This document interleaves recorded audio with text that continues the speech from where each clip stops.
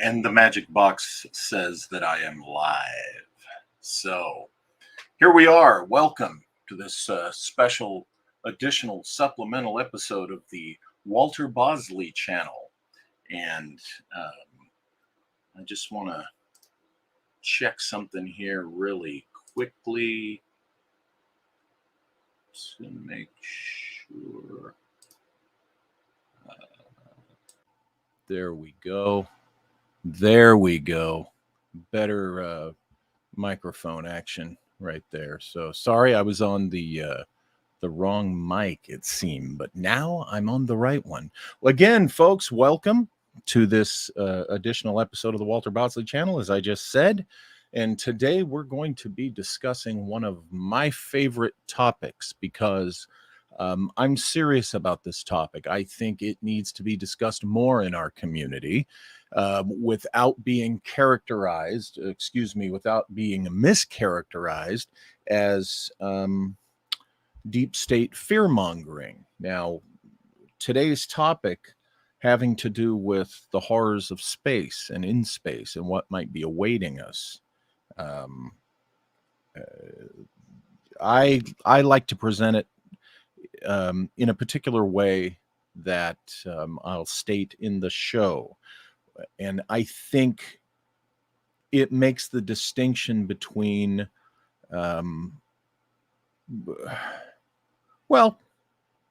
distinction between what is deep state shenanigans and what is practical. So without further ado, I'm going to bring in our guest, Mr. Don ECKER, who is a veteran of this community and a legend in the community. And here we go. Don, how are you? Well, Walter, good afternoon. It's a distinct pleasure, my friend, to be here. It's always good to be talking with you, and particularly on the subject of anything to do with UFOs and what's in space. And I was just telling them in my clunky intro I was giving there, because it's Friday, this is an extra episode, this topic I take very seriously, and I like to make the distinction between the deep state threat narrative and realistic threats out in space that we're going to encounter. Now, I like to put it this way. We all know that the whole idea of the deep state false threat narrative is greatly inspired by the alleged deathbed confession of Wernher von Braun, stating that the whole thing about an alien threat would be a lie. I disagree with the interpretation of that alleged statement. And I say alleged because we only have one source that conversation ever took place. But here's the thing. We all know that terrorists are real. Okay, we know that terrorists are plaguing the world and they kill people. That doesn't mean that what the Bush government did under the Patriot Act and under the threat of, very real threat of terrorism, pulled some shenanigans on us, messing with our constitutional rights and pushing us more towards the deep state, so to speak, desires. That does not mean that the terrorist threat was not a real threat. It just means they used that. They exaggerated it wildly in certain circumstances to kind of be able to pull things off that were nefarious. Now, that's what I think. If von Braun really did say this on his deathbed, that's what I think he was saying, is that it would be the alien threat, the ET threat would be used to do some deep state bad things to us. But I don't think he ever would have meant that there's going to be nothing out there in space that is a danger, either inherently or even a conscious threat. So this is why I like this topic when we're talking about what's really out there, who's really out there, who's watching us. Anyway, let's take it from here. Okay. To begin with, Walter, and you are aware of this, Mm-hmm. I am thinking that many of your audience may or may not be aware of this.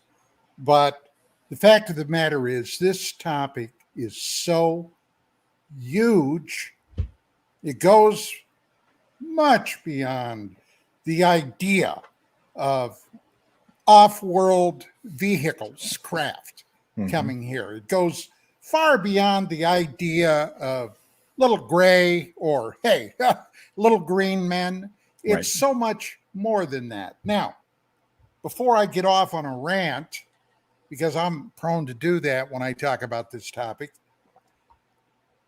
Werner von Braun, let's be upfront about that guy. He was a son of a bitch, SS Nazi colonel. Okay? He's responsible for tens of thousands of deaths in London and the United Kingdom. Yes. Because he was the guy that designed and had built, among other things, the V-2 rocket. Yes. Okay? The first super ballistic missile in our current historical record. Now, that's not talking about what may have been there over 10,000 years ago. That's a whole nother topic. But let's get back to space. Von Braun, if he told me the sun came up in the morning and the moon came out in the middle of the night, I'm going to go outside and look. Okay? And I know who you're talking about that came forward with this story. Personally, I don't give a damn one way or the other, whether it's true or not. The guy was a Nazi. He helped enslave, and worked to death Jews and other what the Nazis saw as subhuman human beings. Yep. This woman that brought him forward was Jewish herself. So I'm wondering about that, okay? I've got a lot of questions about that. But let's leave that aside.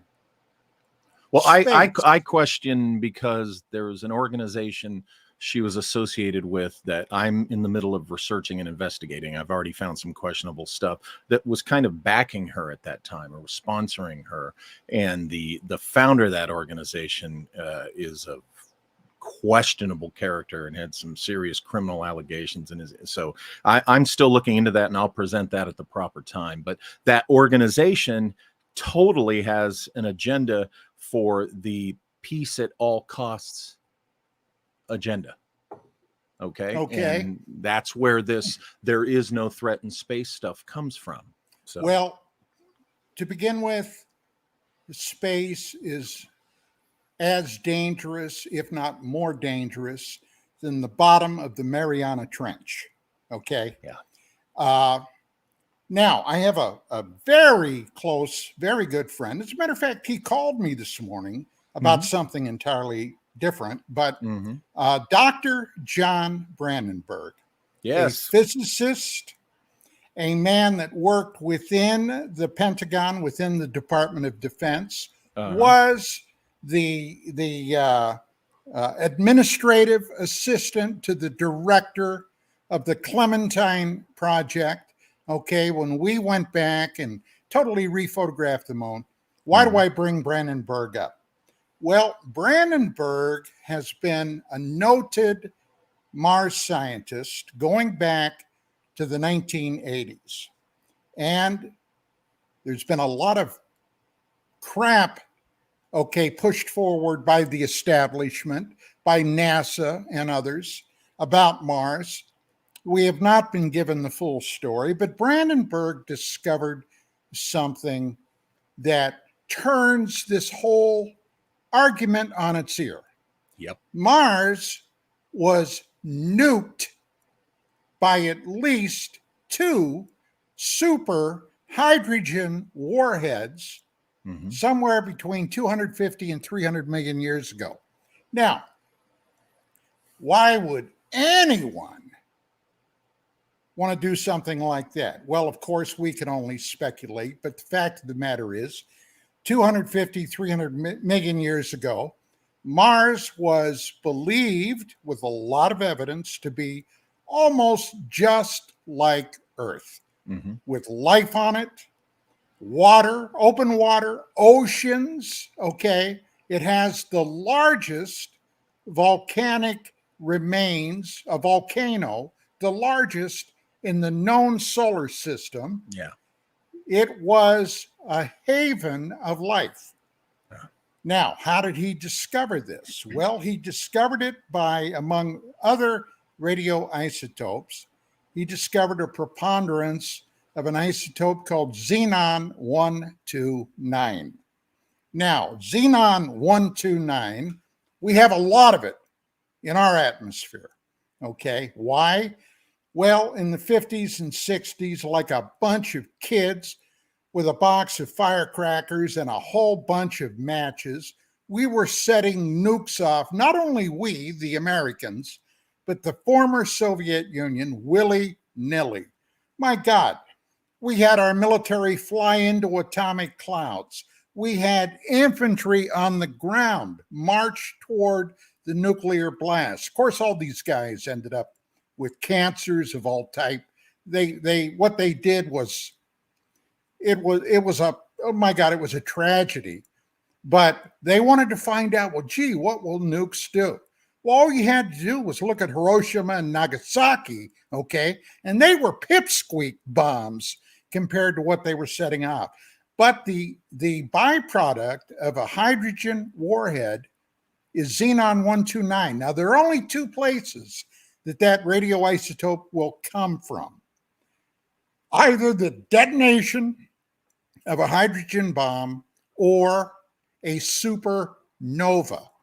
Now, had a supernova gone off close to Mars, well, hey, gang, we would have got it too, okay? We would have been evaporated just like Mars was. So that leaves the uncomfortable conclusion that someone, somewhere, decided to come in and nuke Mars. Now, interestingly, and I'm not going to get sidetracked here, but that was during one of Earth's extinction events. Now, think about that. Did they come by here? Now, there were no human beings or anything around here, okay? And life was very primitive, but might they have set one off here too, just to discourage sentient life from forming later? I don't know.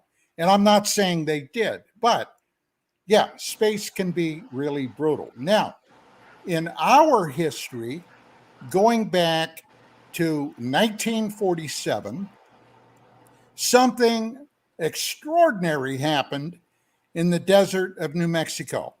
Something crashed out there.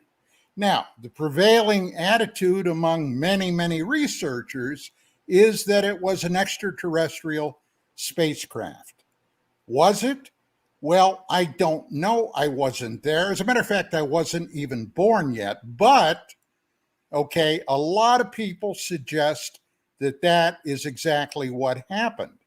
Now, there were a lot of weird events surrounding Roswell, not the least of which the federal government and the military, at least 3, possibly 4 times on the record, deliberately lied through their teeth about whatever it was that happened.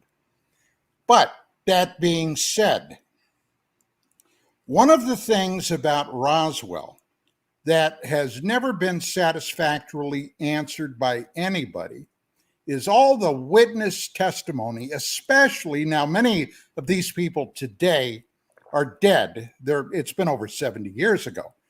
But when the story really broke in the mainstream press, once again, after a very short run in 1947, before the military basically canceled out the story, just like what we have today in our lifetime, cancel culture. They canceled that story out, and they went to extraordinary lengths to cancel out people that were affiliated with that story. One of them, later it came out, Major Jesse Marcel, who was the intelligence officer at the 509th base that was down there. And incidentally, ladies and gentlemen. At that time, it was the only nuclear capable military base in the world. Mm-hmm. Nobody else had the capability, the resources, and the aircraft to deliver atomic bombs basically anywhere on the planet had we have gone to war. So if, and I stress if, it were aliens that came here, this would have been an area of the most intense scrutiny by them to find out what these crazy people down on the surface were up to. Mm-hmm. Now, other things were happening in New Mexico, not the least of which was the development of new and experimental radars. Now, there was a coterie of researchers within the UFO community at one point that believed these experimental radars might have been the cause of bringing this craft down. I don't for a second believe that. If, in fact, this was an extraterrestrial craft coming from another star system, I'm sure something like a radar beam would not have given it more than a moment's pause, okay? Yeah. Much less causing it to crash. Yeah, the radar stories. I do have a theory. Yeah. I do have a theory on what did cause that and other crashes, but we'll get to that in a little bit. Mm-hmm. So here we are, the 509th Bomb Group, the only nuclear capable military group in the world with the A-bomb, got their hands on something extraordinary. And the commanding officer at that point, Colonel Butch Blanchard, mm-hmm. was the man who gave permission for the press officer, Lieutenant Walter Haupt, to release the news story to the press that the Army, okay, note I said the Army, not the Air Force. There was no Air Force then. That's right. Yeah. The Army basically got their hands on a flying saucer or disc. Now, within a day or two, General Roger Ramey, who was in charge of the 8th Air Force, is the guy that ended up canceling this. Now, there are a lot of other stories I could go into, but we only have a limited time here. So, basically, very shortly after that, the story went away. Well, in 1978, the story came back.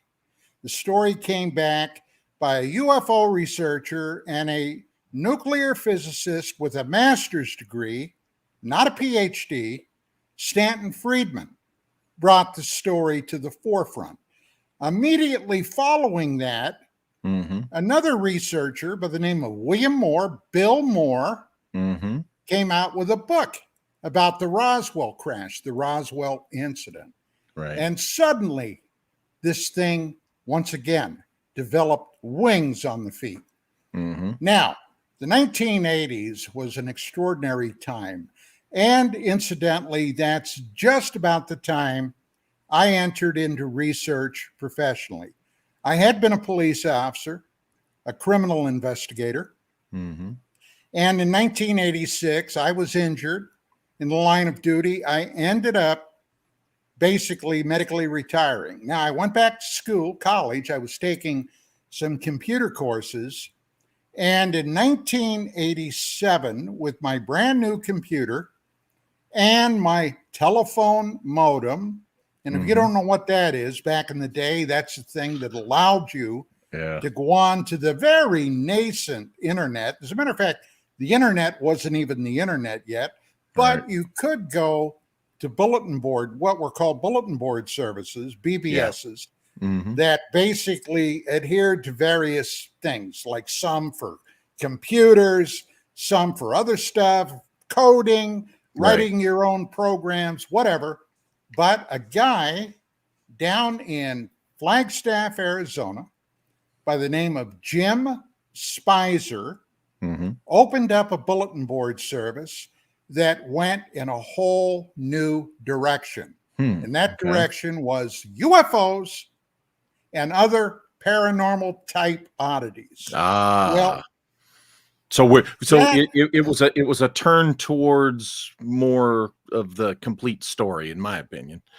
absolutely, yes, absolutely. Spicer also became a forum administrator on a huge bulletin. Well, it wasn't a bulletin board, it was a computer service called CompuServe. CompuServe, Now, yeah. Okay. I discovered CompuServe when I got my telephone modem and I was looking for places to take my computer. And Mhm. I literally, at $6.30 an hour, at 300 baud, Walter, 300 baud, I discovered something called the Issues Forum. Now, Yeah. in 1981 and 1982, as a criminal investigator, I investigated 2 cattle mutilations in the state of Idaho. Mhm. I'm not from there, but I was living there then and I was law enforcement there. Well, I got to tell you, I was kind of surprised by how my department wanted this shoveled under the rug. The case was never solved. Right. And I might also add that after that happened, I became very curious about what was the deal going on here. And I began investigating that. Well, in 87, when I discovered the Issues Forum on CompuServe, one of the things they were talking about was mutilations. Mhm. Now, I got to say, boy, there used to be years ago an old Ford, I think it was a Ford truck commercial, where Mhm. they had a guy sitting there and a truck came by, a Ford truck, and there was a light bulb that suddenly, boom, turned on. Okay. The idea was, oh my God, look at that. I got to get one of those. Well, my light bulb clicked on. And as Mhm. I was reading these reports, I noticed there was a very uncomfortable suggestion that unidentified flying objects, UFOs, might have something to do with this phenomenon. Right. Well, a little time went by. I got to know Spicer. I got to know some other people. Some other things happened, including at the time, he was quite the celebrity because he entered the UFO research arena. A guy by the name of John Lear. Oh boy. Yeah. Now, John Lear wasn't off the tracks yet. Okay. Okay. He You're right. later went Yeah. off the Back then tracks he was, yeah. in a big way, but not at that time. Right. He was he had probably more FAA certificates. He was a pilot, Mhm. an airline pilot. He had more FAA certificates, had been in speed races, all kinds of stuff. But the exciting thing was who his family was. Yeah. His family was William Lear of Mhm. Lear Sigler Corporation and Lear Jet. Yeah. Okay. Now, MUFON, the Mutual UFO Network, immediately reached out to him. John Lear was living in Las Vegas. Las Vegas was the epicenter of the gaming world. Okay. Everybody Mhm. knows what Vegas is. You want to Yeah. lose a few grand, you go down there, you play poker, Yeah. you use the slots, whatever. Yeah. But he lived down there and he was made the state director of MUFON for Right. the state of Nevada. Now, in the early 1987, no, 88, I began doing a lot of research because I had all this time on my Mhm. hands. Okay. I had computer classes, but I was not married at the time. Uh, I had a lot of spare time, and this was a subject that grabbed my interest. So I began doing some research. I met the state director for the state of Idaho, a guy by the name of Don Mason. Mason and I became very friendly, very good friends. And one day, Mason called me up. He knew my background. And he said, "Hey, Don," he said, "look, I've got something here that's kind of weird. Do you want to come up? And let me show you." And I said, "Yeah, sure." So I jumped in my car. I drove up to his house. And apparently a hunter near Jerome, Idaho, Mm-hmm. the guy had been hunting, Yeah. was found dead, totally nude, except he did have a pair of underwear on. His equipment, his clothing, nothing was discovered until searchers later found his stuff a mile or a couple of miles away. Right. This guy had been mutilated just like a cow. His Yep. rectum had been cored out. Well, I'm not going to go into all the gory details, but the guy had been a human being that had been mutilated just like a cow. And I was gobsmacked, to borrow a phrase from our British friends, gobsmacked. And I said, "My God, what could this have been?" The first thing that ran through my mind, Walter, you were in law enforcement. Yeah. Was this a drug hit or something like that? Or But a I had serial never, killer, yeah, psychopath. but not like that. Okay. Right. So I began doing some research, Mm-hmm. and I started calling people up in the field about this type of crime. And one person that I was able to get a hold of was researcher and author John Keel.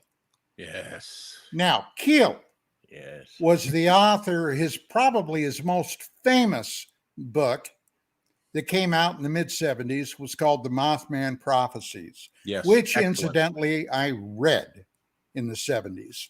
Okay. Mm-hmm. I came back from Vietnam in 72. Mm-hmm. I had been wounded over there. I was in the hospital for about 6 months. And I got out and came home literally from the hospital. And, I had a lot of time on my hands. Yeah. Sure. And I started to do a tremendous amount of reading. And I came across this blurb for this new book coming out. So I grabbed it and I read it. And I got to say, it kind of, it was a strange book. Oh, yes. So when I got a hold of Keel and I told him who I was, and I said, "John," I said, "look, I came across a case up here in Idaho, Mm-hmm. and I'd like to talk to you about it because I read the Mothman Prophecies. I know that you have some familiarity." So I told him about this case. And he said, "Oh, yeah. Yeah." He said, this mutilation thing, he said, this human mutilation thing. Now, I might add, as an aside, he had a whole different theory on what this was. Really? But once again, I'm not going to get sidetracked with that yet. So we started talking in depth about this. Mm-hmm. And then he gave me several cases that I checked on, and they appeared to be real. The one of them, now imagine this. You're just below the Texas border. You had taken your wife down there for a mini vacation. You're driving back to Texas, and I don't recall anymore what that highway is. And suddenly, maybe 100 yards in front of your car, you're traveling 65, 70 miles an hour. A body drops out of the clear blue sky that's severed in two. This was a case that he gave me. And then there was another case that he gave me that happened down in South America, where the mutilation was particularly heinous. So, Walter, I was hooked. Yeah. And for the next 3 years, now in the interim, I had begun working with my now wife, at the time she wasn't, at UFO Magazine, and I became the director of research. And I did that job for over 20 years. But in that time period, 88, 89, 90, maybe even 91, I was on this trail and I kept banging my head against the wall. I couldn't get information anywhere. And I had 3 buddies that were cops, one in Ohio, a guy I knew, another guy I had worked with, okay, who was with then a sheriff's department, and this guy that I became friends with because I met him at school. He was a detective with Boise PD. So I called each of these guys up. I couldn't do it anymore. I wasn't active duty. I wasn't a law enforcement officer. I was retired. But I called this guy up at Boise PD and I said, look, I'd like to ask a favor of you. I said, it's something you could do, if you will. And this is what I'm doing. So I explained about these mutilation cases, these human mutilations.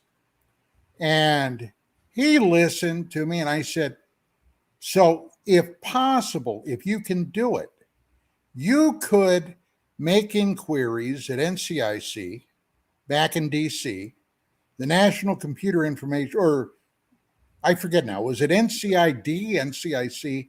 Well, it's NCIC was the National Criminal Intelligence. That's it. I forget what the other C is. Yeah. But I said, this is what I would like you to do. Check and see if in the states of Idaho, Montana, Nevada, Washington, and Oregon, if there had been any mysterious, inexplicable homicides where these wounds were discovered on the body. Now, all these states, incidentally, had all been heavily hit with cattle mutilations. Okay? All these states had had cattle mutilations for years. Actually, in some cases, going back to the 50s. Never been solved. The FBI, as a matter of fact, refused to do any investigation on it. They claimed it had to cross state lines. Well, hell, you got Nevada, you got Oregon, you got Washington, you got Idaho, you got Montana. I'd say that crossed some state borders. Yeah. But they wouldn't touch it. So I said, find out if you can get any data on this going back, and I forget now what time frame I was talking about. And he said, yeah, okay, sure. He said, I'll do that. He said, this is kind of interesting anyway. I didn't even know about this. Okay, sure. He said, well, look, this is probably going to take a week or so or more, okay, to do that big of a search. So I guess 2.5, 3 days later, he called me and he said, hey, Don, what in the hell did you get me involved in? Yeah. And I said, well, what are you talking about? He said, I got called into my lieutenant's office and he chewed my tail off and wanted to know what in the hell I was involved in and where this came from. And all I can tell you is forget it. Well, he had already been contacted by NCIC and they said, we have no records matching your criteria. Well, look, Walter, I knew that was crap from the get-go because at that exact time, there was an unknown serial murderer up in Washington. They gave him the nickname, the Green River Killer. Oh, remember that guy? Yes. Yeah. Oh, you know what? I think it's the National Criminal Intelligence Center. Anyway, I could be, somebody look that up. It's been years since I've got into that database, a long time. Right. So The Green River Killer was still active, and he was preying upon primarily prostitutes. Uh-huh. He was murdering them, mutilating them, dumping the bodies. And I figured that if nothing else, some of those cases would have popped up. Sure. But I knew it was a pure lie. So I wrote a paper on it, okay? What I had discovered up to that point. And I called it the human mutilation factor. And originally, I put that on Jim Spizer's system because by now, the Paranet system had gone worldwide. There were Paranet nodes all across the globe. There were Paranet nodes in all over the United States.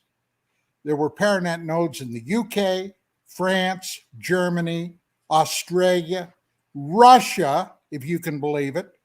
Okay, that was just about the time the Iron Curtain was coming down. Yeah. And other places, Japan. Okay.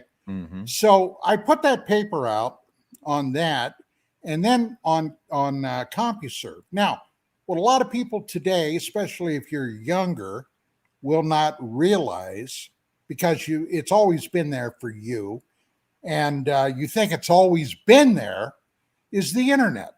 No. Right.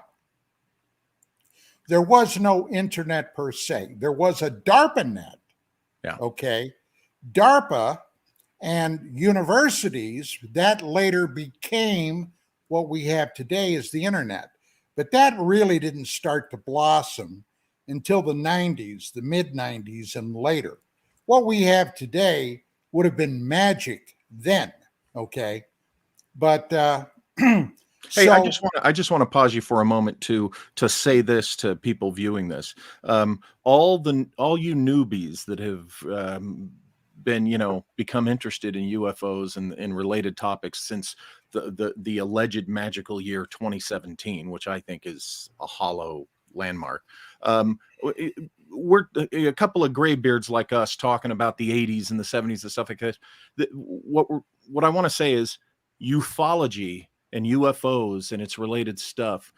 This has been around long before 2017. And this is the kind of history you need to be paying attention to. You need to be listening to what, Don's saying and what we're, going to continue talking about, because this contributes to what you need to understand about ufology. But go ahead, Don.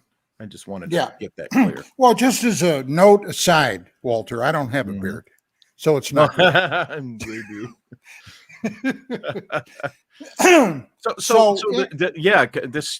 This human mutilation thing, proceed, because this is important. So one day, I'm at home. Okay, I had a townhouse then. I'm at home. I'm working on my computer. I'm doing a school thing, and the phone rang. And I answered, hello. And this guy identified himself. He said, my name is, whatever, Jack Smith. I don't know. I don't remember now. But he said, I'm a DEA agent down in Miami, Florida. DEA agent? Okay. He said, look, the reason I'm calling you, he said, I had to track you down and track down your phone number. He said, the reason I'm calling you is I read your paper on the so-called human mutilations. And I figured, oh boy, here it comes. Okay. Yeah. And he said, I want to tell you. He said, I thought you were full of shit. And then I did a little investigation. I wanted to see if I could prove you wrong. And I checked with NCIC. All I'm going to tell you is, if I were you, I would step away from this. Okay. So we chatted a little more and I said, thanks. Well, now, Walter, all that did was it drove me more. Oh, gosh, I can relate. Yeah, that's the fuel on the fire is what that is. So I continued on. I did a number of articles for UFO Magazine about that. And I kept on, and suddenly within the UFO field, there were certain quote unquote researchers that went ballistic on me. One of them was Whitley Strieber. And I'll never forget this. Yeah. Vicki and I, my wife Vicki and I, my wife was the publisher, editor-in-chief. We were at a UFO conference where Strieber was giving a talk on his book Communion. Now, basically, at that point in time, Strieber was all love and light with the aliens. Yeah. Okay. And we were walking down the hall past this room where he was lecturing, and his lecture had just gotten over, and he came out and he had his wife with him, the one that died a number of years ago. Oh, Anne, yeah.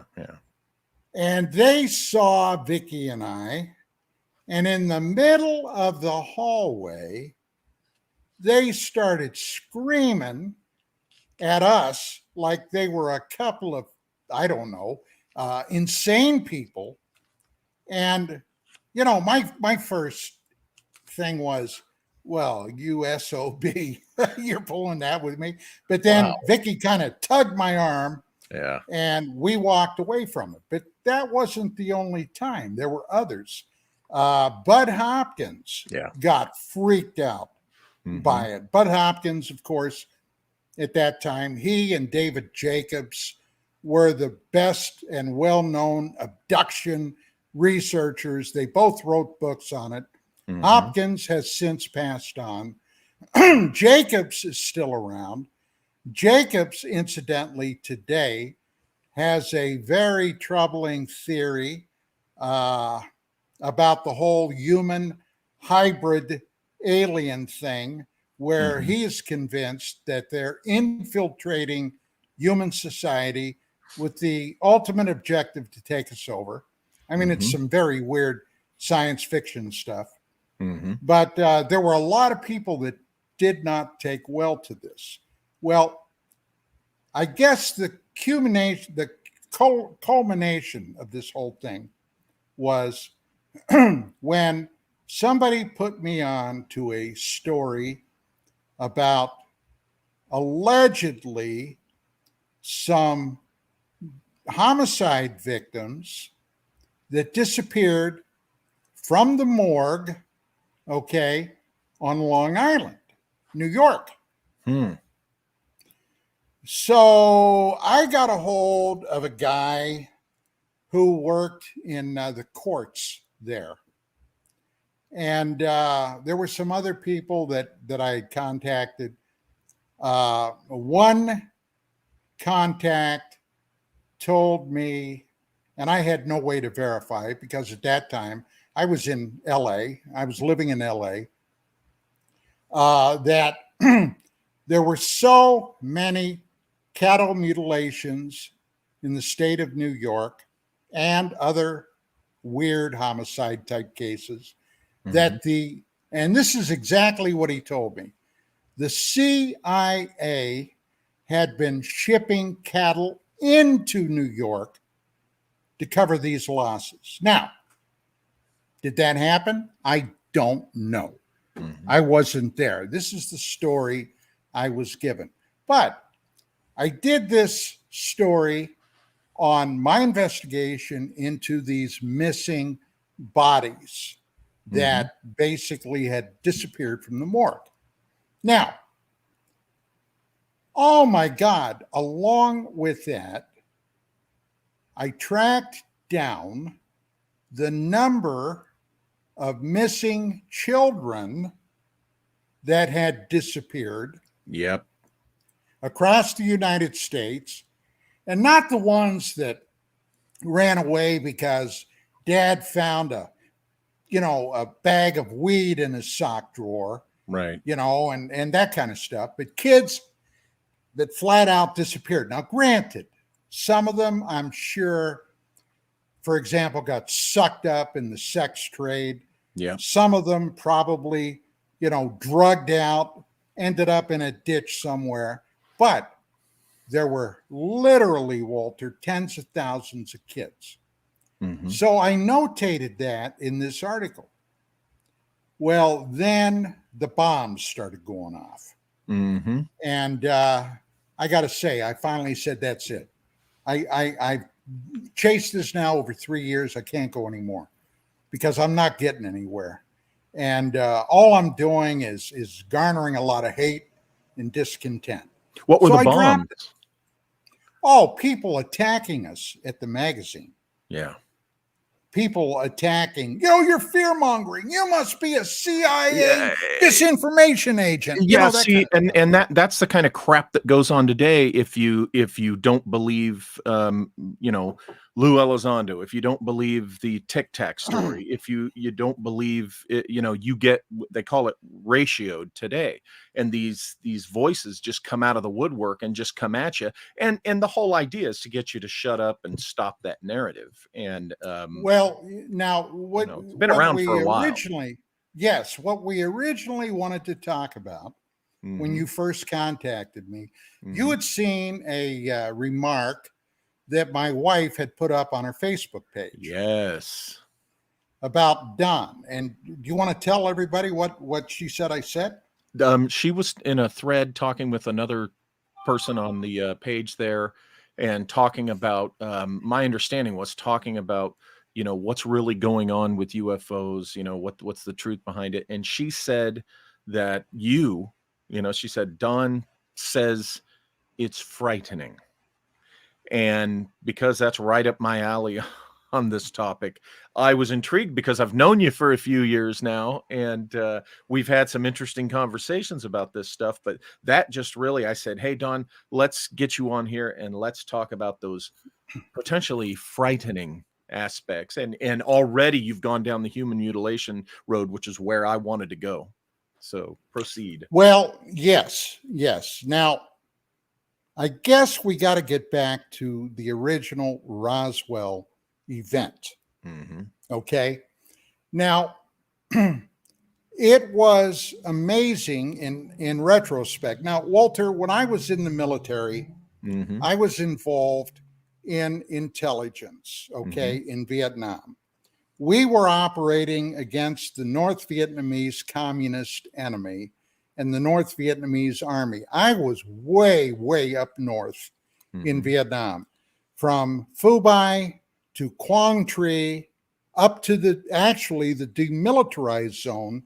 I was in a camp up there that ultimately got overrun by the NVA Army on the 30th of March, 1972. I was wounded in Quang Tri in April the 2nd. It was Easter Sunday, Mm-hmm. 1972. So, I mean, I had been given a top secret clearance, okay, because of the duties I was performing. Mm-hmm. We were doing, among other things, electronic intercept, MIT operations, and some other odds and ends. Uh, to say that we were in the thick of it, I guess, would be an understatement. Yeah. And we had all kinds of spooks up around there. We had Yeah. CIA spooks. And I Mm-hmm. got to tell you, I never was too impressed with those guys. Our command authority was the NSA, okay? We were not, I was in the Army, but I was not under Department of Army. We were under the National Security Agency. And NSA at that time was really still in the shadows, if I'm not Oh, yes. mistaken. Oh, yes. The organization I was in, and they have since folded it into the entire intelligence apparatus. But at that time, I was a part of the Army Security Agency, Mm-hmm. ASA. Okay. Mm-hmm. So you can look that up online. I mean, they'll Yeah. tell you anything you want to know.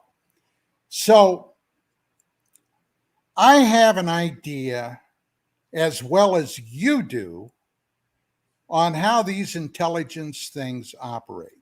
Mm-hmm. So the thing that got me really buzzed a few months ago was this idea of disclosure, Mm-hmm. that at some point the government is going to come clean.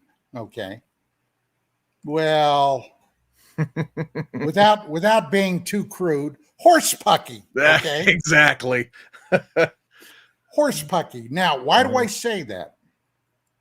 Well, okay. Over the years, I have interfaced literally with thousands of people in the DOD, okay, people in NASA. Mm-hmm. Oh, incidentally, speaking of NASA, I was the guy back in 94, 95 that discovered and verified, because I called NASA and got them to admit it, that all the Apollo astronauts that went to the moon, listen to me very carefully, all the Apollo astronauts that went to the moon and landed were armed. They carried weapons. Mm-hmm. They carried model 1911 A1 45 caliber pistols. Okay. Now, for you people that say, oh, they wouldn't shoot in space, why not? Well, there's no air. Well, actually, yes, they would, because it's a chemical reaction created within the cartridge that makes a gas that pushes the bullet out. If it needs oxygen, it creates it in the cartridge. Yep. So anyway, a sealed cartridge, folks, for yes, anyone who wonders. So anyway, to get back to it, I've talked to NASA. I've debated NASA on international television. When I broke a major story in 1992 called STS-48. I don't know if we want to go there, although that very well may work into where I'm ultimately headed, Walter.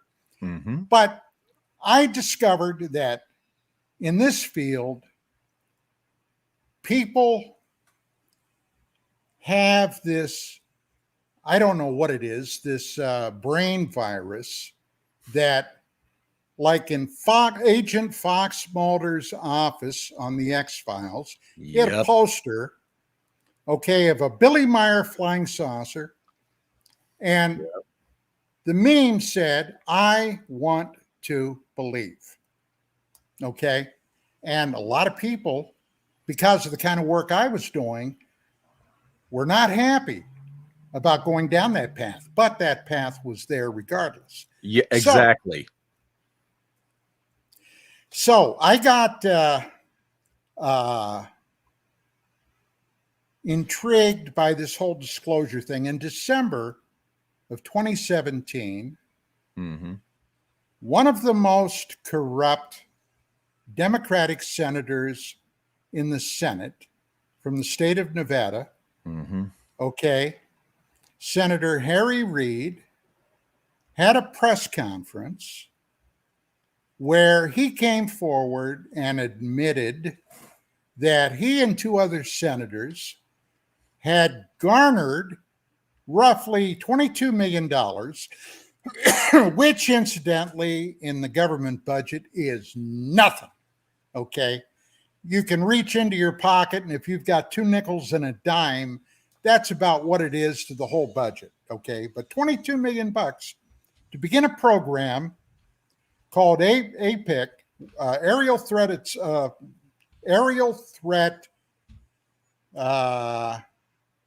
well, it's an investigative authority that basically is investigating aerial objects of unknown origin. And he came forward, he admitted this, all right, which broke the dam open.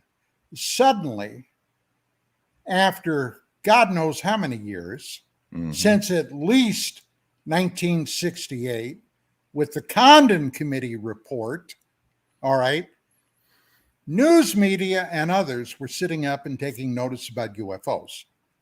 Now, just about that time, the Nimitz Battle Group story came out, the famous Tic Tac UFOs.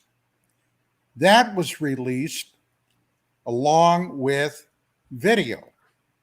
And the video, these films of these Tic Tacs that were captured by F-18 Super Hornet jet aircraft coming off the Nimitz aircraft carrier, okay, were performing maneuvers that were unbelievable. For example, they had an intelligence ship out there that was examining all the radio spectrum, anything you could imagine, that tracked these unknown objects up around 80,000 feet in the sky, 80,000 feet, almost at the edge of space, and they dropped to just above the surface of the ocean within a couple of seconds from 80,000 feet. Okay. Now, all of this stuff was being regurgitated to the public. People were going crazy. And suddenly the disclosure thing was once again front and center. Yeah. So I looked at all this. And incidentally, speaking of Lou Elizondo, all right, my name is not unknown in the UFO field. Right. And one of the people that was able to reach out to Elizondo was television producer and celebrity Tracy Torme, the son of the singer Mel Torme. Yep. Now, I've known Tracy since 89, I guess, 89, 90. And I would never say, I would never characterize our relationship as getting together and going out and having a beer. We've never done that. But he and I have known each other. We've talked about various things. He has a deep fascination with the whole UFO field. He was the screenwriter that did Fire in the Sky on the Travis Walton case. Okay, the woodcutter in Snowflake, Arizona, that was allegedly picked up and was gone for 5 days and then redeposited. That's another whole story by the aliens. So Torme told me that he was in contact with Elizondo. And I said, well, you know, Tracy, I've been watching their TV series on the History Channel called Unidentified. Now, on that series, and Walter, have you watched that? I watched the first season. I personally, from what I've seen, I'm personally convinced that the Tic Tac was our own advanced tech, highly advanced, but our own advanced tech. Okay, that's fine. So anyway, I watched that. Okay, both seasons, I guess it was.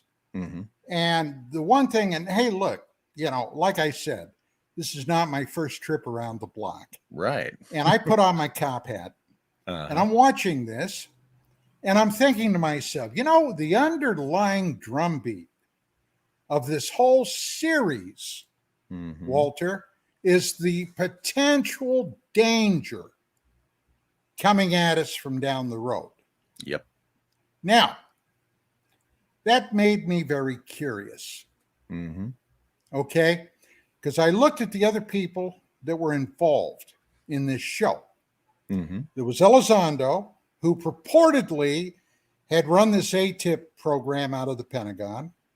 There was Christopher Mellon, an undersecretary of defense for intelligence. Yes. Oh, my. We're talking about rarefied atmosphere. Yeah. There was Hal Puthoff from the Central Intelligence Agency. Okay. And then there was that metalhead rock and roller, for Christ's sakes. How did he get into that group? I have no idea. They were using him, but go ahead. Yeah. So I told Torme, I said, you know, I want to talk to Elizondo. Do me a favor. Tell him who I am and see if he would agree for me to give him a phone call, get his phone number for me. So he did. So about a week went by. I got his number. One day I called him up and he answered. And now in full respect, the guy was busy then. He was doing a lot of media and what have you. But I called him up and I told him who I was. And he said, I'd love to talk to you, Don, but I can't. I'm in the middle of something. I'll give you a call this weekend. He had my phone number. And I said, okay, great. So I look forward to a call from him Saturday or Sunday. Saturday and Sunday came, nothing. So I waited about 2 weeks and I called him back. And he did it to me again. I'll call you this weekend. And he never did. And I made one final attempt. And then I thought to myself, this guy's a goddamn liar. Okay? He doesn't want to talk to me. No. Now, why? Why doesn't he want to talk to me? Well, Walter, you've been a guest on my radio show many times. Now, I don't shy away from topics or subjects, do I? Nope, not at all. And I will ask uncomfortable questions. But have you ever seen me be unfair to anybody or ambush somebody? No, not at all. In fact, even if somebody expresses something that you might, up to that point, disagree with, you give it consideration. And I've known you to follow up and later, express, say, hey, here's what I found and here's what I think about that. And, you're very honest. If it changes your opinion or alters your opinion on something, you're forward about that too. Well, the only thing I could figure out was that he was briefed because, hey, look, there are people in the Pentagon, and this is not a conspiracy theory, and I'm not blowing smoke up my own tailpipe, that think I am a dirty, rotten son of a bitch at the Pentagon. Okay? Now, why do I say that? Several reasons. Number one, I broke on NBC and then CNN the story of STS-48, where the space shuttle mission, STS-48, that was launched in September of 1991, encountered something above the skies of Australia and New Zealand. All right? Right. Then something appeared to shoot at it from space. And I always thought it was Ronald Reagan's Star Wars initiative with the weapon system called Brilliant Pebbles. All right. We did a whole issue on Star Wars, the Star Wars initiative in UFO magazine. And that was one of the ways we get into the Pentagon. And I always thought that. And then I ended up debating Dr. James Oberg on that King show. Yep. Okay. And I ate his freaking lunch and humiliated him. I didn't intend to. Yeah. Okay. That was not my objective. But he came there. Look, the guy was a nuclear weapons officer in the Air Force. All right. He had a top security clearance. He was coming across as acting dumb. And, oh my God, yes. What you're seeing are ice crystals floating around. Ice crystals from where? Well, they dumped the water. No, actually, they didn't. They didn't dump the water until several minutes after the event with the UFO. Okay. And then they tried to ambush me that night on King. King would take phone calls from all around the globe. This was a big story at the time. Yeah. He took 2 phone calls that night, and they both came from NASA contract employees that were trying to diss the whole thing. One of them was Vince DiPietro, who was an engineer, that worked back in Maryland for NASA. And problem was, Walter, I did my homework. Okay. I knew who Vince was. Yeah. I knew, now listen carefully to this. I knew that Vince and Dr. Bruce Maccabee Mm-hmm. were well aware of this incident, Yeah. even before I was. And they had looked at this video, and it was from, incidentally, a live NASA feed, Right. okay, that came down to Earth. They looked at this video. They went to the Congressional Scientific Panel, freaking out that this was the beginning of a war in space. Now, tuck that phrase, war in space, in the back of your mind, because I'm getting there. So anyway, remind everybody what year this King show appearance was that you were talking about. 92, June. 92. Okay. Okay, June of 92. So anyway, at the end of that show, incidentally, that was my last appearance ever on Larry King Live. I had been on his show about 6 times. Yeah. But at the end of that show, he famously said at the very end of the program, "I hope you've enjoyed this edition of Don ECKER Live." I got that, okay? And he was furious about that. I knew his producer. Guy's name was Tom Farmer. And Farmer called me up and he said, "Hey, I want you to know, Larry King was very pissed at you." And I said, "Hey, look, I didn't go on there to steal his damn program, but I've seen too many of these shows where these so-called UFO investigators pussyfoot around with these skeptics. And buddy, that ain't me." Okay.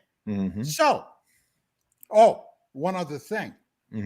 We had an intelligence source, believe this or not, it's true, back in DC, who was working as a defense journalist. Okay. And he was basically affiliated deeply with one of the 3-letter agencies. Now, I'll let you think about that. You probably can figure out who. Called me up 2 days after this broadcast. And he said, "Don," he said, what feedback or blowback have you gotten since you were on King?" I said, "Well, none." And we hadn't. I thought we would be snowed under by news groups or media groups wanting to know more about this. Nope. Never got one phone call. He said, "Well, just so you know," he said, "you apparently infuriated a bunch of people at the Pentagon." And I said, "What do you mean?" "They didn't want this story out there. And by the way, they have now encrypted that feed that video came down on." Let me interject one thing here, folks. Notice Don said that the STS-48 story, it happened, there was a NASA New Zealand connection, right? Where they were in space. Australia too. Above New Zealand, Australia. Now, you guys recall that in 1988, I was given a tour of the Kuiper Aerial Observatory, a KC-135, which at that time had an advanced NASA telescope. And remember, the whole crew on that was a military crew. Interestingly enough, I got a tour of it, a personal tour of it, when it was at Moffett Field, the Naval Air Station there in the Bay Area near San Jose. Okay. And I was told that their singular mission, one part of the sky, and that was the stars, the space that could only be viewed from the skies over New Zealand, Australia, towards Antarctica. And they operated out of New Zealand a couple of months of the year. So I particularly find this really interesting because I was given that tour in 88. Don's talking about this in 92. There's something in the part of space that is viewed best from down there, or something going on down there that, is, they don't want us to know about. But proceed. Yes. So anyway, every video or anything you've seen from space since then has been either vetted or in time delay. You no longer get a live feed from space. Now, with the possible exception of the ISS. the International Space Station. Right. How many times, Walter, have you tuned into that broadcast?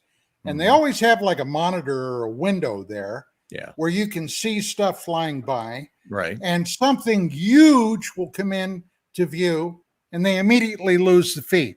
I think I've seen where people have recorded that, been able to record part of that, but I've mostly heard, about that happening. So, I've seen it happen. I've seen it happen. So anyway, to get back to this thing, and one other story that I broke in November of '91, just several mhm, months before this, mhm, was the story of Phobos 2. yeah, Now, this is a fascinating, and we're talking about potential threat from space, right? yeah, This is a fascinating story. In July of 1987, 88, yeah, mhm, 87, there was still a Soviet Union.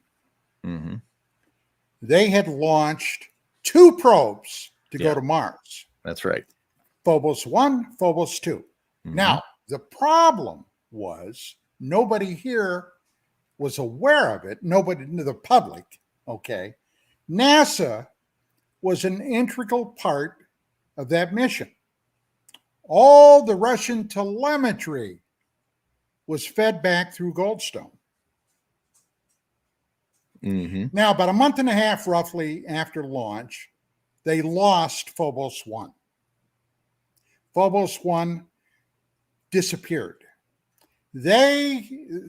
Glav Cosmos, attributed the loss of Phobos 1 to a combination of human and computer error. But Phobos 2 got to Mars, took up orbit around the planet, and it had mhm, all kinds of cameras on it. And it also had an extremely high powered Russian laser on yeah, board. mhm, Okay. Now, what the hell was that for? Well, at that period of time, believe it or not, the Soviet Union and the Americans were mhm, discussing a possible joint manned mission to go to mhm, Mars. yeah, Cosmonauts, astronauts. And they were talking about it happening around 2015. Well, this is 2023. Obviously, it never did. But at that time, that was the plan. So this thing gets to Mars, begins photographing Mars, photographing the Martian moon Phobos, all this stuff, and a series of very unusual things mhm, started to happen. One thing Phobos 2 detected were a number of hot spots yeah, on Mars.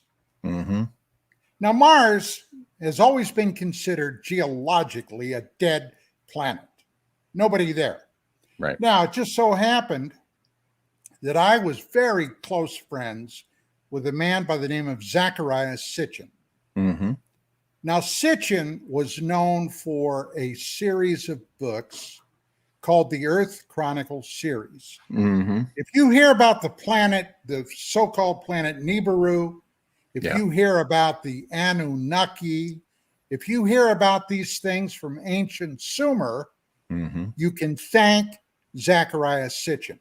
yeah, Okay, he was the guy originally born in the Soviet, or well, in the Ukraine. mhm, I'm trying to think if it was then yeah, it would have been the Soviet Union then. He got out. His family were Jewish. They went to Israel. mhm, He later attended and graduated from the School of Economics in London, UK. All mhm, right. And he was fascinated by ancient history. He learned to read and decipher Sumerian. In other words, he could read those clay tablets. yeah, And if you are interested in this, a couple of books I would recommend you try to find. His very first one, the one that hooked me, was called The 12th Planet. Yeah. The other book talks about what I'm telling you now. It's called Genesis Revisited. Yeah, Genesis Right Revisited there. is really good for this stuff. It's very Well, interesting. exactly. So it was Sitchin that put me onto the fact that the Russians discovered these hotspots. Okay. Mm-hmm. Something else in that book, there's a photograph of it. Yeah. Phobos 2 took a photo of Mars with a huge ellipsoid shadow being reflected off Mars' atmosphere. Yeah. Yeah, Mars has an atmosphere. Can't go there and breathe it, but it does have an atmosphere. And that shadow, pretty much in those photos, pretty much someone else was out there. Well, that's what Phobos 2 seemed to show. Yeah. Because Phobos had originally been sent there with the idea of firing that powerful laser into Phobos to analyze the gases released after the laser struck the surface to figure out what Phobos is made out of. Because if we did go to Mars with the Russians, they were going to use the Phobos moon to land on Phobos and then shuttle down to Mars' surface. That was the idea. Yeah. Well, as Phobos is turning around, it begins snapping a bunch of photos, and suddenly there is this thing out in space off the limb of Phobos that Glavkosmos, the Russian agency, said was 15 and a half miles long, roughly a mile in diameter, that turned toward Phobos 2 and rammed it. Now, that's not me, Don ECKER, saying that. Right. That's what Glavkosmos said. Yeah. It rammed their probe, and Glavkosmos said it turned it into a spinner, and then it blew up, I guess. Now, and isn't it interesting that we send landers to Mars, and you can go to the surface of the planet, you can look at the surface of the planet, and there's not incidents like that reported, but the minute it appears that someone wants to go to one of the moons around Mars, they have trouble. Now, think of all the anomalies and the weird questions that we have about our moon, and was it itself some type of geologically constructed craft that maybe brought people in ancient times to this planet, or the whole question about who is still on our moon or who is in our moon. It's interesting that, it seems to be the moons that raise the ire or interest of somebody out there when we get close to or land on these moons. Well, someday we're going to have to talk about my almost 20 years of our moon research, lunar research. Definitely. We got to get into that. But anyway, so this craft was destroyed. Now, now it gets interesting, because when the Iron Curtain fell, suddenly the floodgates opened with the former Soviet Union. Yeah. People could now basically travel freely over there. Yeah. Everything was for sale, including KGB files, everything. And I had the opportunity to meet and basically befriend, and basically got her on TV for the first time in the West, Dr. Marina Popovich. Yes. A former Red Air Force flight officer, who was described as the Russian version of our Brigadier General Chuck Yeager. Yeah.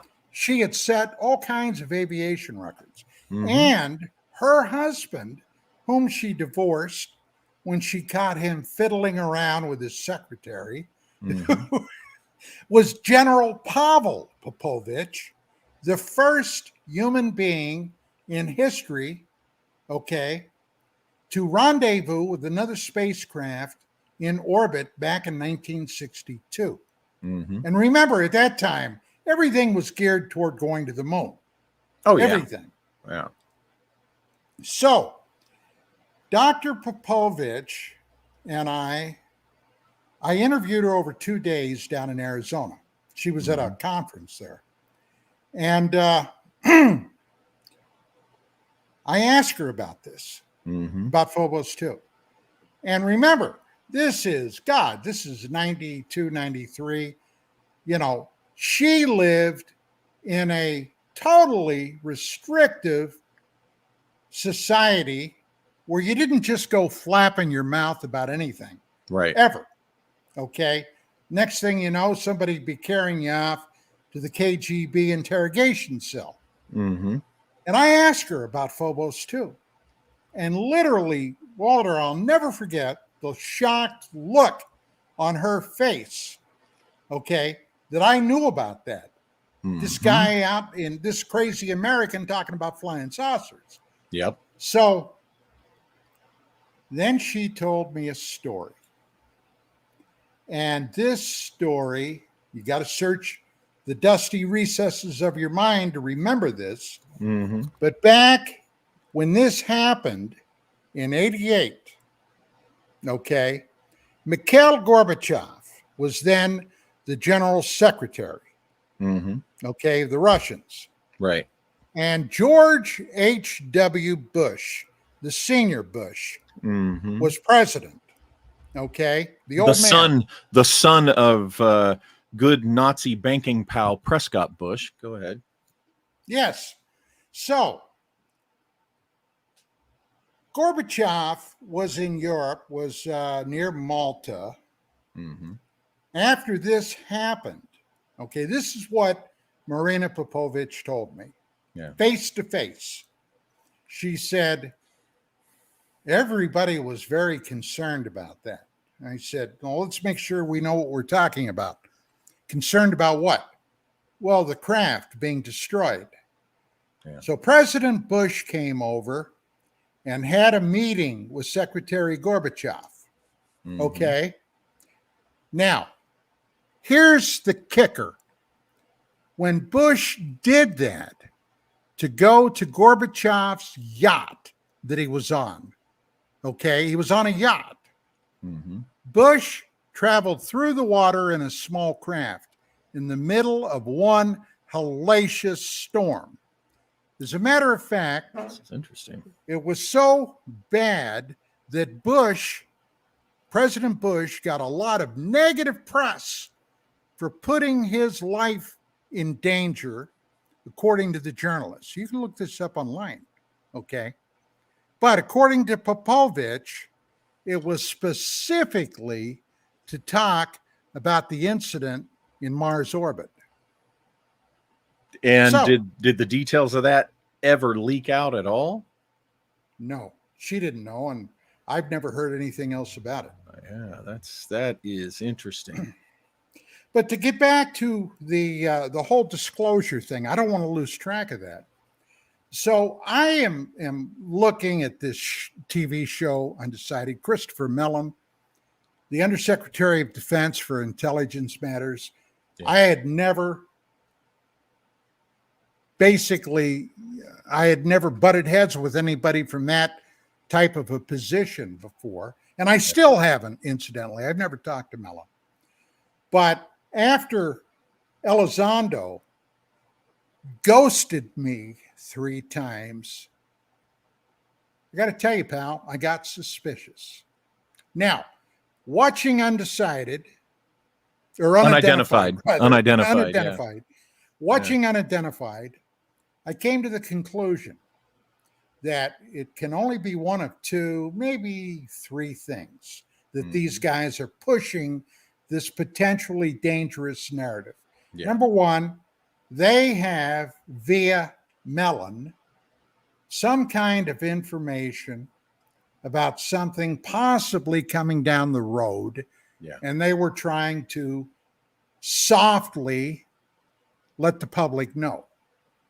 Or, this is probably much more likely, It's one of the Pentagon's biggest dog and pony shows since, since the Bay of Pigs or what happened with what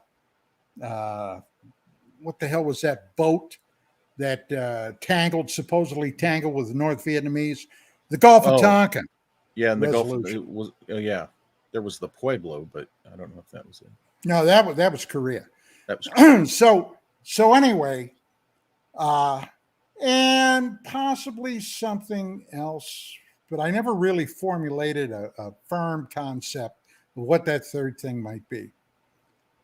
And because of my reputation in certain areas of the Pentagon, okay, Elizondo, I'm speculating, I don't know this, but he was told, don't talk to that guy, because I'd press the guy if I had him. Well, Elizondo is well known for avoiding anybody that would actually press him. He's well known for, from what I've heard, directly from some folks out there in our community media, is that he has somebody screen. He screens all potential interviewers, and basically, if they're not, a gushing fanboy, or if they're not going to throw him softballs, that's what he does. He ignores. He won't talk to anybody. And think about it, Don. I'm ignored. And I don't care. I find it amusing and validating. I'm ignored and you're ignored. Look at our backgrounds. We are criminal investigators in our backgrounds. Okay, we're intelligence guys. Okay, we know how to question these guys. We know the tricks and the bullshit they use, to fool all the true believers out there and the fanboys. And they don't want to talk to us because we can see through their crap. I think your potential third one is, you mentioned the DoD dog and pony show. I think because I'm personally convinced that the whole Tic Tac thing was our advanced DoD technology being tested.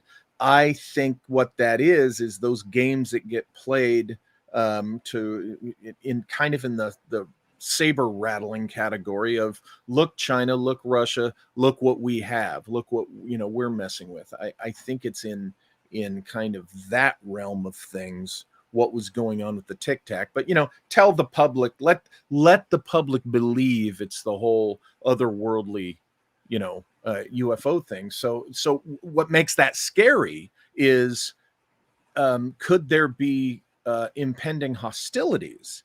Is that why this game of look what we have dog and pony show, without admitting it, are we closer to a global conflict than we, the public, realize? Or that's always viable, sure. Or are they ginning up?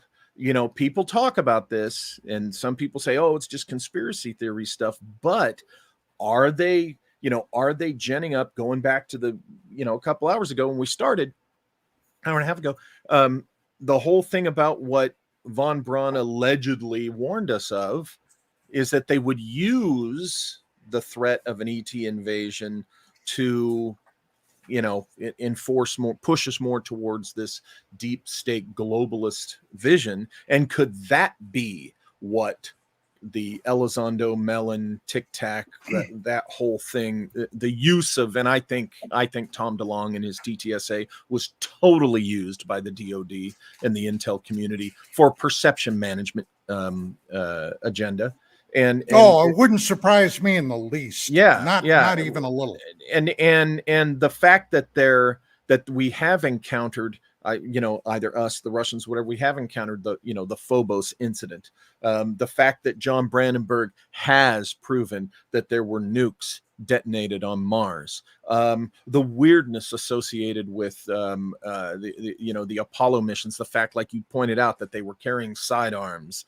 That the astronauts acted so weird after return. That Neil Armstrong, allegedly the first man to walk on the moon, is so aw shucks and shy that he would just not talk about it. I mean, that has never made sense to me. Never made sense. And don't forget what happened to Aldrin, Buzz Aldrin. Yeah, exactly. Those guys came back. Yeah. whatever it was that they experienced, and you'll never get it from them. Number one, the first thing NASA did was keep them incommunicado for weeks. Yes. Okay? They were incommunicado. They came out of there. Neil Armstrong became a recluse. Yes. A freaking recluse. Buzz Aldrin became a raging alcoholic. Yeah. He has since kicked it. Okay.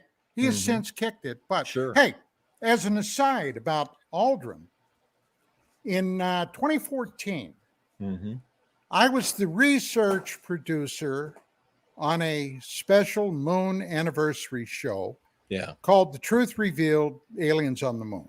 Yeah. Okay.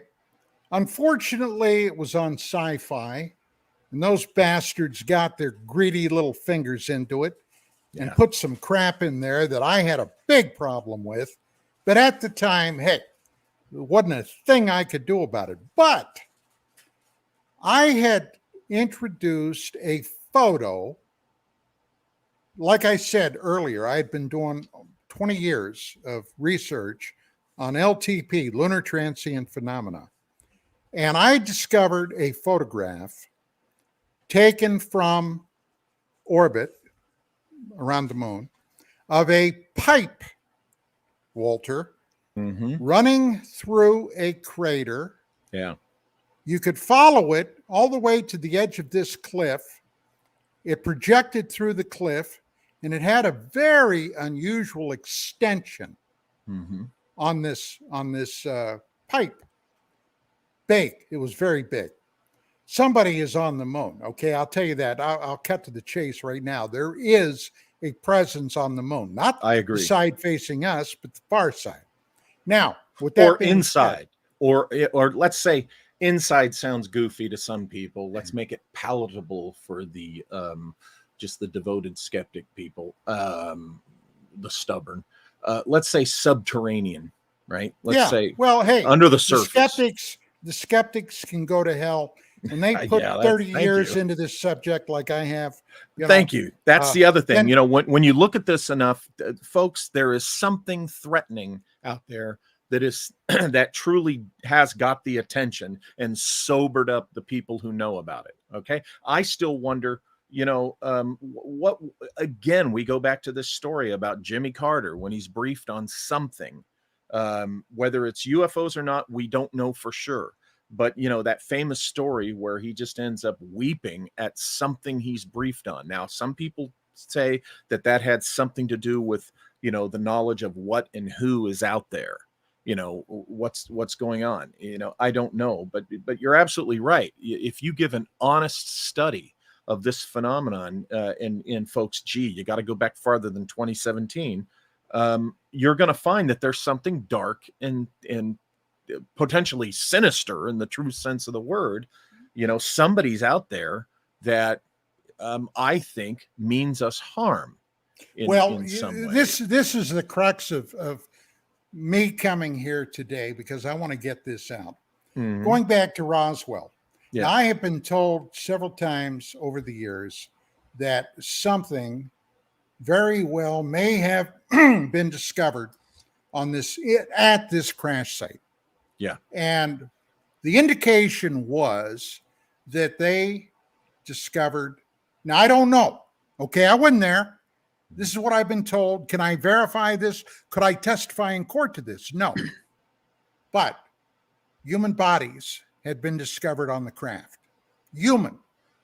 Now, you can look at that several different ways. You can look at it as human operators or humans that had been picked up and abducted. But with that being said, in the 50s, with the overflights of Washington, D.C., on 3 occasions in July and August of 52, where the skies were filled in mass with UFOs. A lot of people today don't even know about that.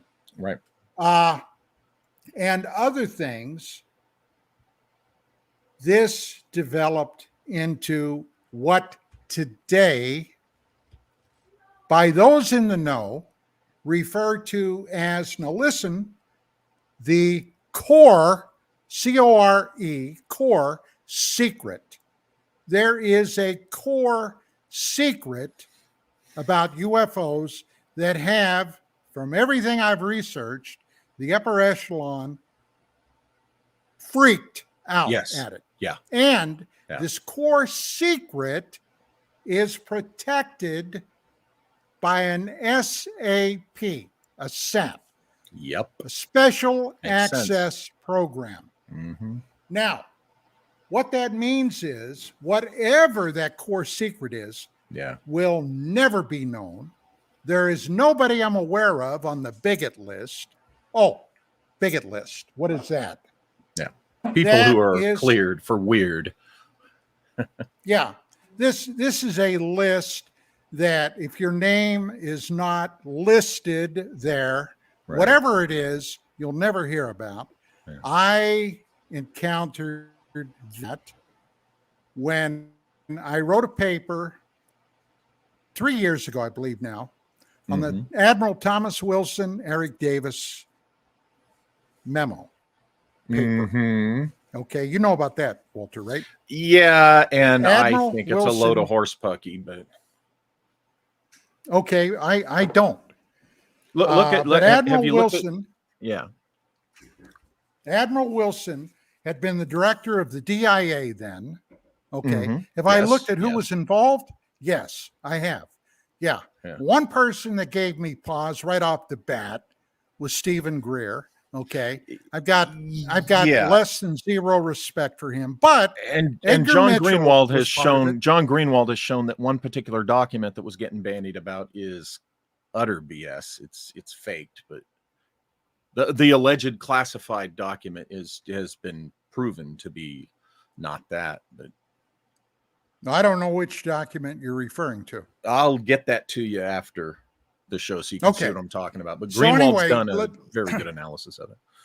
Let's go back to this. So there is something that have them on pins and needles. Oh yeah. And it is not ever going to come to light. Now, if anything, I think the powers that be will run this little dog and pony show out as long as they can. Sure. Keep waving the carrot out just beyond the donkey, okay, until everybody loses interest. Mm-hmm.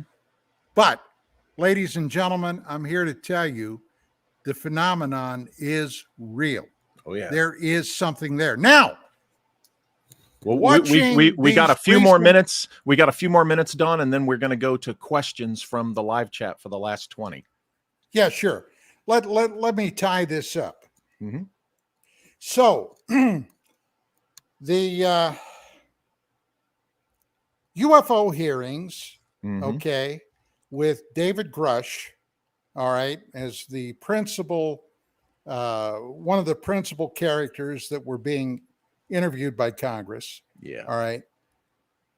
Had been an intelligence officer, fairly highly placed, but he was upfront about this.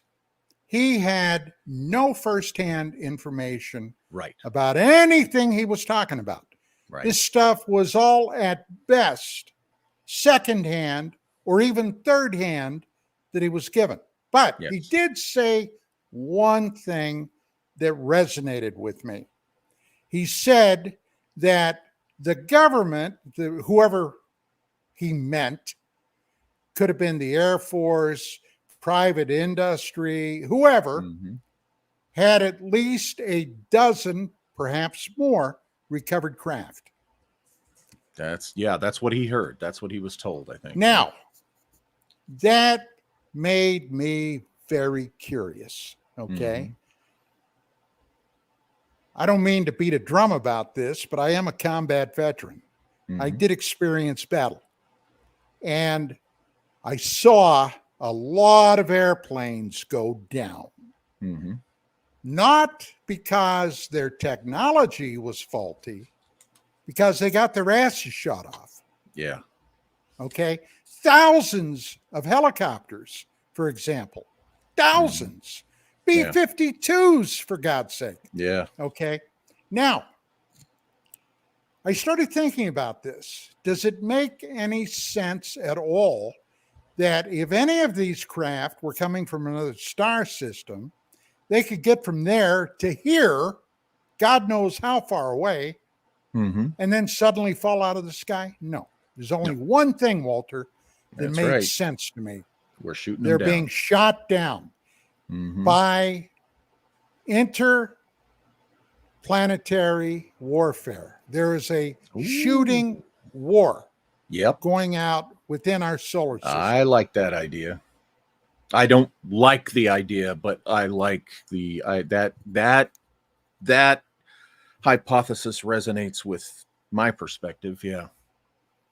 And that makes things on that level. You know, I have an ongoing series with Joseph Farrell, our transtemporal cosmic warfare series and discussion that goes on, and you know, the implications of that they're both wild and concerning. And I think you're right. I think what we're looking at overall is some type of space war going on out there between parties that may or may not regard us, you know, to any serious degree. So therefore, we're collateral.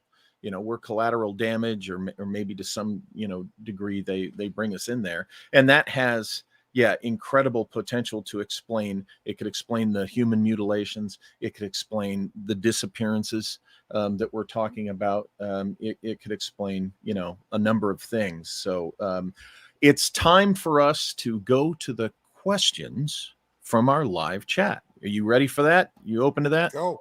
Do it. Okay. Here we go. So remember, folks, all caps, so that I know you're commenting to us and asking a question that, you know, you want answered. If I don't see it in all caps, I'm going to assume that you're just talking amongst each other in the room there. So please, all caps. It usually takes a moment or two for these things to show up. Yeah, I think that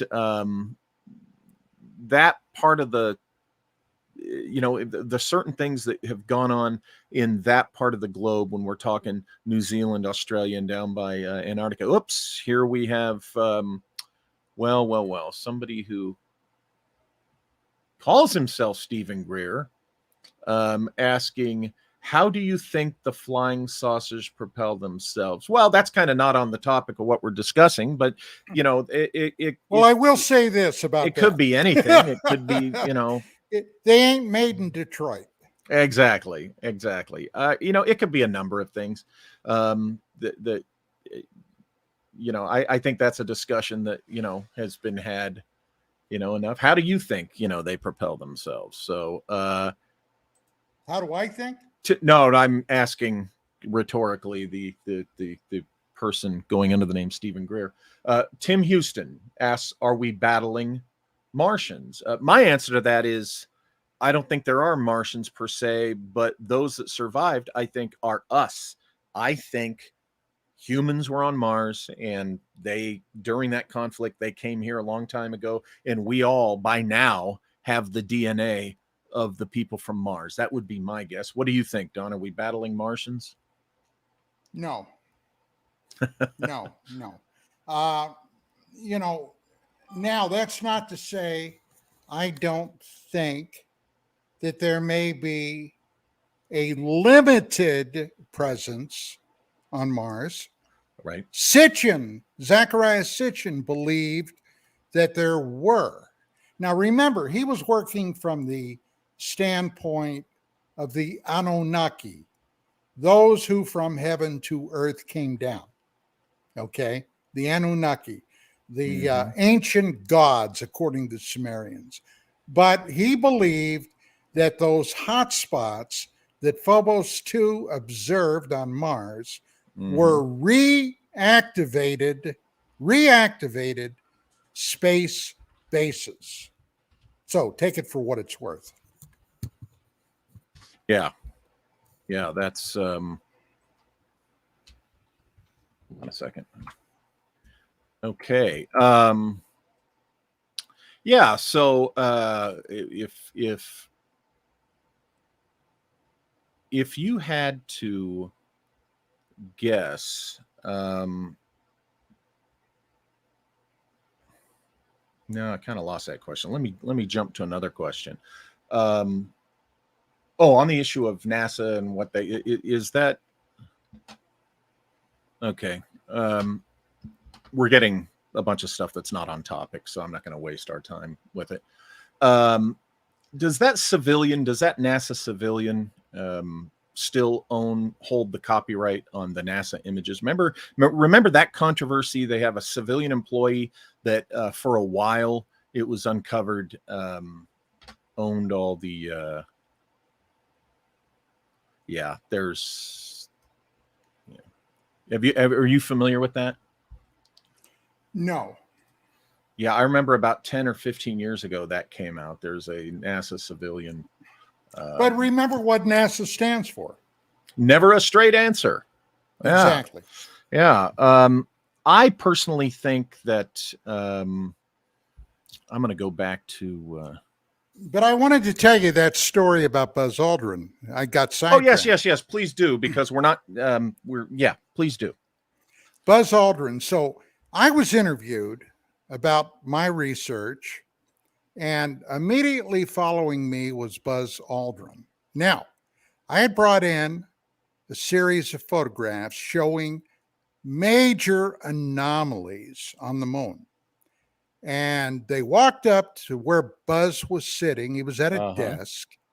They laid these photographs down with the intention of asking Buzz, do you have any idea what this is or that is, or that pipe or whatever? Right. And Walter, he literally turned his head away. He refused to look.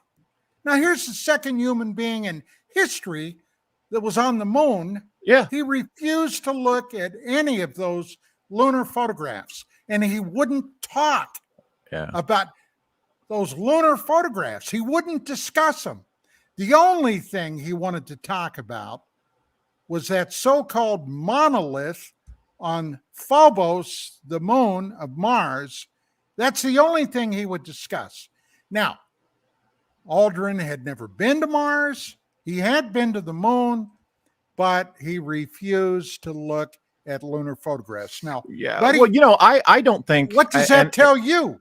I'm not taking away the achievement, because that's a very risky, incredibly courageous and adventurous thing to do. But I just don't personally think that the Apollo 11 astronauts were the first men we put on the moon. I'm sorry. I think that we tested it to make sure it could work secretly on a classified mission before we did this dog and pony show before the world, where if that was truly the first time it was being done and they weren't sure that these guys were going to die or not, I think they tested the Apollo landing system to make sure it could work. And I think that can explain some of the behavior and certainly Armstrong's reclusiveness, because he was an honest man.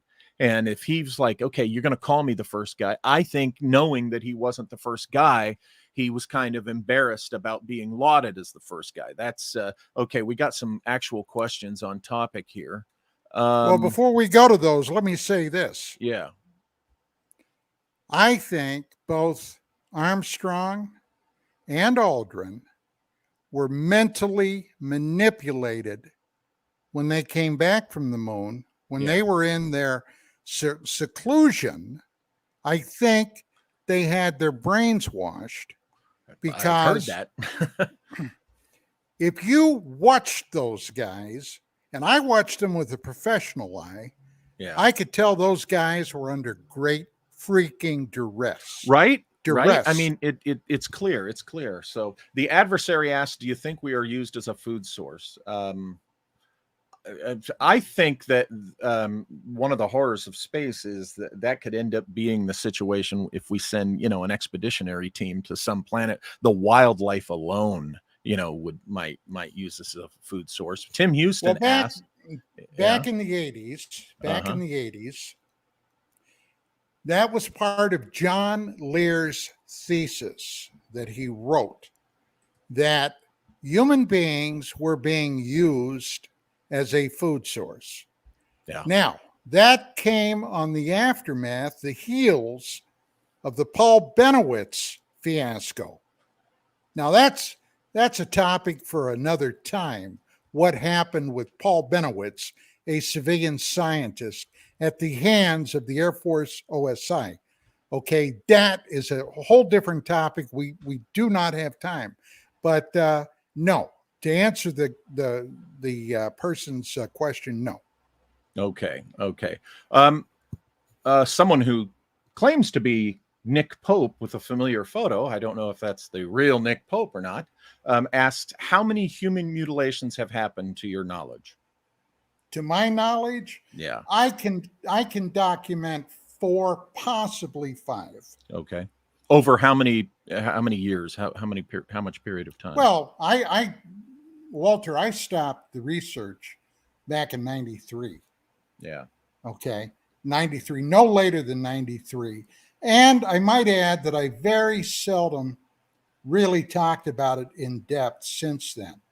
But it was an exercise for me in futility. Yeah. Well, it's the lid that the wall that went up, the reaction you were getting, whatever and whoever mutilated those human victims, there's some high level people that did not want and probably still don't want that out there. And right. I now, from what I understand, Linda Moulton Howe, who was made her name by doing the cattle mutilation story and research, I've heard that she got angry when asked about the human mutilations and refused when to I talk started about talking about human mutes, okay, we had a tentative series of contacts at UFO Magazine with Howe. Okay. Yeah. But when I started talking about human mutes, she steered way, way, way clear of me. Oh, really? Yeah. Yeah. Yeah, it's I there is this narrative out there, and this is why I wanted to why I talk about this stuff, that you're not supposed to talk about the threat from space. It's been labeled deep state only, and this is why I like to make the distinction that, let's say, if the Werner von Braun deathbed statement happened, if it really happened, and remember, we only have one source on that. If it happened, I argue that it has either been misinterpreted or mischaracterized, implying on purpose, to serve the disclosure agenda. Or it could have been made from whole cloth. Or to push forward this everything's peaceful, everything's marshmallows and jello out in space. There is no. And what does that remind you of? That reminds you of all the early new agey space angels, space brothers, Look, coming down here's the bottom line message, with life. the religious with stuff. Life. Yeah. Life is struggle. Okay. Yes. I don't care where you come from. All right. It's not an easy journey. If you look at our own history, and hey, quite frankly, it's all we have to look at. Who were the explorers? Okay. The people that had the guts and the cojones to get out there, and look what often happened to them. It was a struggle. It was a warfare. They would go to a new land, okay, like down in South America. What the Spanish did. And what's the first thing that happened? Warfare en masse, all right? Now, why is it difficult to believe that if there are ETs coming here from up there, that they didn't go through the same process? Yeah. Philip Blair asks, why bother mutilating humans? Well, okay. My answer to that is, Philip, these humans were mutilated. Okay. For whatever reason, we don't know the definitive answer yet. If it has to do with off-planet beings or whatever, the first answer that comes to my mind is some type of scientific investigation. They were specimens, and then they were discarded. Okay. There, just like there's things that we can tell about human exposure to dangerous materials like chemicals and biological warfare, right? That kind of Radiation. thing, radiation and stuff. People from other worlds might, they might core out the rectum, they might core out take out the eyes and the tongue, whatever. I think you're not seeing the forest through the trees. It's not, there's many reasons why these humans would be mutilated, if and there's multiple explanations for who did it. If it were just drug dealers, cartels, or whatever, obviously they were, the victim of some type of horrific torture. But there's solid reasons why, legitimate reasons why humans could be mutilated, is all I'm saying. What do you think, Don? Why bother Yeah, I mutilating basically humans? agree with everything you just said. So, it's yeah, to me it's we're wondering But who's doing this. Philip, Yeah. remember this. This is Mhm. only speculation on our Oh part. yeah. Yeah. We have no inside track. I Right. have no inside track. Right. So, yeah, so there we go. Well, I guess that we'll wrap things up here. Um, I think this is a discussion that we can only scratch the surface. You have brought up some fascinating things. I know the next time we talk about this, I want to learn more about, for instance, what you think these the DEA agent and the others who hit a wall and got a little bit of an ass chew or told you to stay away from it. I want to explore that next time we talk. I want to explore more of the Brandenburg discussion, because you and I both know that, wow, the details of that are pretty. Think about that. That's and I believe what he told me personally was other physicists at NASA agreed with him. They said, "Yeah, you're right. That a nuclear detonation, artificially induced, folks. Okay, this is Yep. an artificially induced thing." They agreed with him. They said that's all that could be. Think of the implications of that. And don't forget what I said when I talked about that. Mhm, We experienced right around that time period one of mhm. our several extinction Yeah, events yeah. We're talking here like on planet Earth. when Joseph and I are talking about the transtemporal cosmic war, folks, this is big destruction on the planetary scale and bigger that potentially goes on out there. I mean, it's scary enough to talk about. I've said this before. I've said it today. Just imagine the horrific wildlife that we're going to encounter on these other worlds, and that's just the wildlife. They're not evil. That's just, it'll be their nature, to eat us or do whatever horrible things to us. But then there's the bigger danger of the intelligent beings out there that aren't going to have our best interests at heart. And while we do have to be careful with how the deep state will use that knowledge of that threat, we can't throw the baby out with the bathwater. We can't just go Pollyanna and say, well, the threat is fake. It's a lie, because, the point is the situation is much more complicated than people want to make it out to be in this And game one that other we're thing, Walter, about. Yeah. before we leave, Yeah. at some point down the road, I would love to have a discussion with you Mm-hmm. on what preceded the Younger Dryas event. Oh yes, yeah. Oh, let's talk about that. That would be real interesting. Don, before we get out of here, tell everybody where they can find you. Sure. As a matter of fact, I have been broadcasting radio since 1991. Okay. Ah, yeah. And just last Monday at 4 p.m. Pacific time, which would be 7 p.m. Eastern, all right, I brought my show, Dark Matters, back to KGRA. Now, I had been there for years, and Mm-hmm. several years ago, I suffered an accident where I fractured a vertebrae, Yes. and that had laid me up for a while. And I got to tell you that I just couldn't do the show. I dropped out, but I am back at KGRA, although I have been doing other radio too. But I'm back at KGRA. So each Monday at 4 p.m. Pacific time, KGRA, Dark Matters Radio. And this coming Monday, I'm going to have Don Schmidt as my guest. Don Schmidt of the famous Roswell duo, Kevin Randall, Don Schmidt. Schmidt will be my guest. Okay, that's fantastic. Well, Don, I really thank you taking time this afternoon for coming on here. It's always fantastic to talk with you about this stuff, and I look forward to doing this again soon. Well, thank you, Walter. It's been, like I said, a great pleasure.